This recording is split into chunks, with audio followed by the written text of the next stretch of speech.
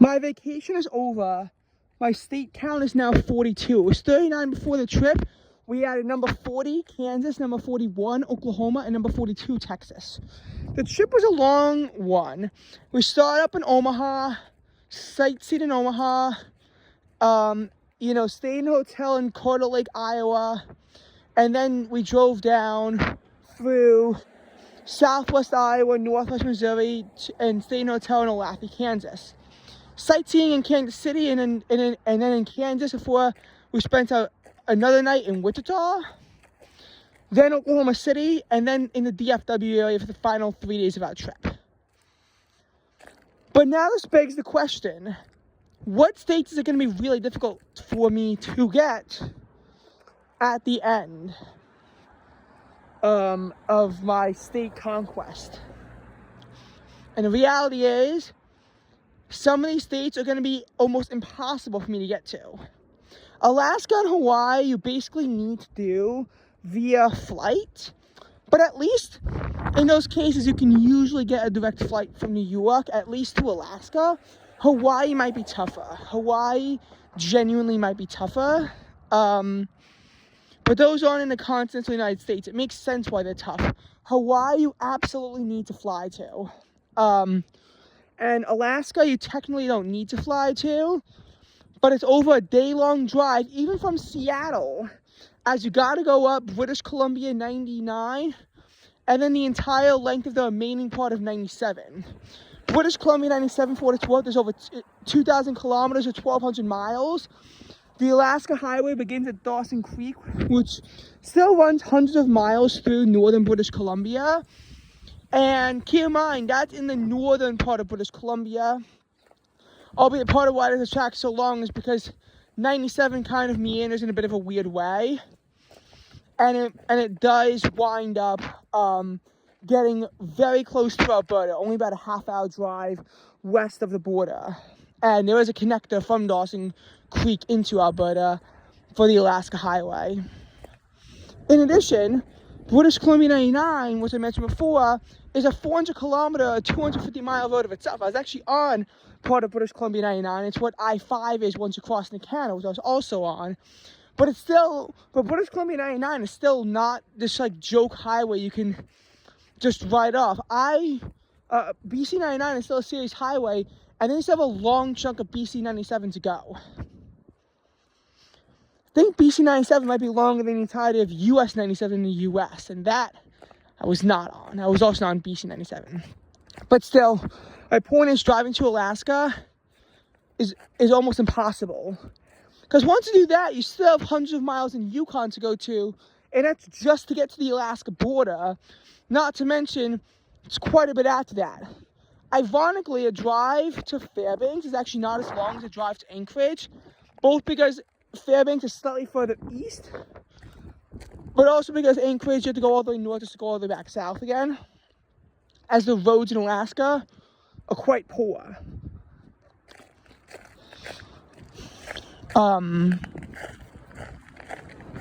Anyway, we mentioned Alaska and Hawaii. What about the 6 states in the contiguous United States that I haven't been to yet? At this point, almost every state I've been to can now be linked via one another. The exception still is Arizona, California, Nevada. Technically it borders Colorado, but it's only a very, very small point at the Four Corners where the 4 states meet. I still haven't been to 2 of them. Funnily enough. By the way, if you're wondering a nice picture of the snow from my Instagram, the answer to that is no. But we're going to get about 6 inches of snow over the weekend, and that'll definitely make it. I just don't like capturing pictures of stale, half-melted snow, and it snowed when I was on vacation. But as for the 6 states left, and we're going to analyze them from closest to furthest from home. But the reality is, a lot of these states I've already conquered. Like, I mentioned the rows, but a lot of the rows have completed. Or, if I haven't completed, made a significant dent in. I guess the closest are the Dakotas. The Dakotas could actually be very difficult states for me to get to. maybe not South Dakota, but North Dakota especially. South Dakota, maybe not, just because there are direct flights to Omaha, even there's no direct flights to Sioux Falls or to Fargo for that matter. You can have direct flights to Omaha, though they're tough. Instead of going southbound to Iowa, though, this time we go northbound to South Dakota. You probably have to take I-80 or one of the auxiliaries like I-480 or I-680 into Iowa and then go up I-29. The difficulty is, though, it's only about 50 miles from Omaha to the Missouri border. So you gotta realize that I-29 in Iowa may not be the longest route. It's still probably about 2 hours of driving to get to the South Dakota border. And that's just, again, that's just to the border. Any serious exploration of South Dakota is gonna be multiple hours worth of driving.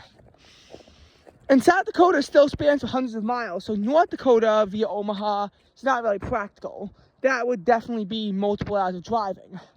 Of course, from Minneapolis is also an interesting option, but I-94 would track over 300 miles in Minnesota before you'd reach the border. At least there's stuff to do in Fargo, but again, it's probably about at least 2 to 3 hours of driving to South Dakota, and at least 5 hours of driving to reach North Dakota. North Dakota is definitely the tougher of the two, though. South Dakota, at least, is relatively close to Omaha, even if it's not actually, at Omaha.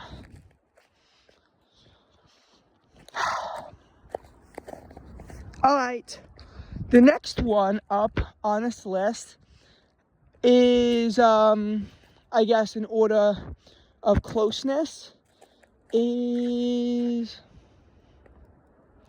going to be, I guess, Montana, actually. Montana is definitely not a super easy state to get to. Going through North Dakota is an option, but keep in mind, the 5 hours it is from Minneapolis, but another 400 miles, or maybe 350 miles to North Dakota, so add in another 6 hours of driving through North Dakota to get to Montana. That's 11 hours from Minneapolis. The more realistic option is Salt Lake City, which is actually only about 250 miles away from Montana, so a much more doable 4-hour drive without taking any flights. Of course, Idaho is even easier to get to at only 2 hours away from Salt Lake City, and New York has direct flights to Salt Lake City, so Utah is definitely the easiest of the states for me to get. Then Idaho, and then probably Montana. New Mexico, I think, is the toughest. Well, alongside North Dakota, because New Mexico is about to the border is about a 4-hour drive away from Phoenix. But keep in mind, if you want to do anything, it's about 6 hours away via drive. You can't have a direct flight from New York to Albuquerque or El Paso. You probably got to connect to go all the way out to Phoenix.